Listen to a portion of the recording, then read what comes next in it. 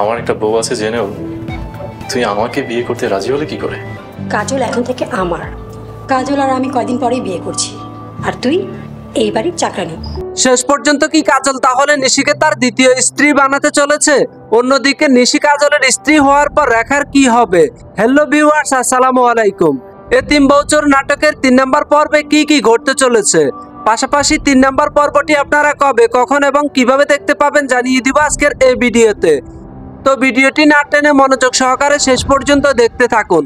এবং আপনি যদি আমাদের চ্যানেলে নতুন হয়ে থাকেন তাহলে ভিডিওতে একটি লাইক দিয়ে চ্যানেলটিকে সাবস্ক্রাইব করে রাখুন, যাতে করে আমাদের চ্যানেলের যে কোনো নতুন নতুন ভিডিওগুলো সবার আগে আপনার কাছে পৌঁছে যায়। পাশাপাশি আপনার নাম এবং আপনি আমাদের আজকের এই ভিডিওটি কোন জায়গা থেকে দেখতেছেন সেটা কমেন্টে জানিয়ে দিবেন, তাহলে পরবর্তী ভিডিওতে আপনার নামটি অ্যাড করা হবে। দেখতে দেখতে এতিম বউ চোর নাটকের প্রথম এবং দ্বিতীয় পর্বটি প্রকাশিত হয়েছে ঈগল মিউজিক ওয়াচ ইউটিউব চ্যানেলে। ভিউয়ার্স, চলুন আপনাদেরকে জানিয়ে দিই এতিম বউ চোর নাটকের 2 নম্বর পর্বে কি কি ঘটেছিল।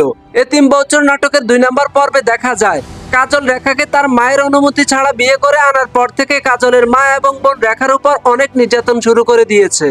প্রথম কাজল তার মায়ের কথার প্রতিবাদ করত, কিন্তু এখন আর কাজল রেখার কোনো কেয়ার করছে না।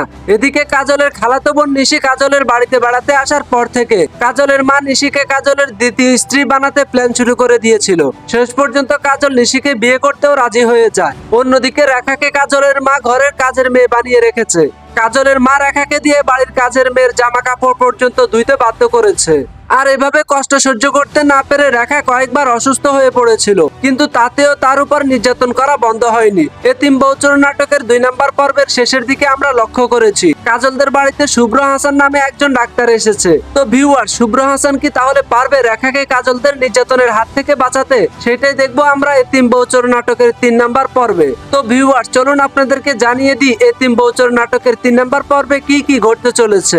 ভিউয়ার্স, রেখার উপর যে নির্যাতন হচ্ছে সেটা কাজের মেয়ে শুভ্রকে বলে দিবে, আর রেখা যখন আবারও অসুস্থ হয়ে পড়বে তখন শুভ্র রেখাকে ধরতে গেলে কাজল এসে শুভ্রর উপর রেগে যাবে। পাশাপাশি শুভ্রকে কাজলদের বাড়িতে যে প্ল্যানে পাঠানো হয়েছিল সেটা 3 নম্বর পর্বে জানা যাবে। তো ভিউয়ার্স, আশা করি কেউ 3 নম্বর পর্বটি মিস করবেন না। তো চলুন এখন আপনাদেরকে জানিয়ে দিই এতিম বউ চোর নাটকের 3 নম্বর পর্বটি কখন আসতে চলেছে। ভিউয়ার্স, আশা করি আগামী 13 অথবা 14 তারিখ এতিম বউ চোর নাটকের 3 নম্বর পর্বটি প্রকাশিত হবে ঈগল মিউজিক ওয়াচ ইউটিউব চ্যানেলে। তো ততক্ষণ সবাই ভালো থাকবেন, সুস্থ থাকবেন। আল্লাহ হাফেজ।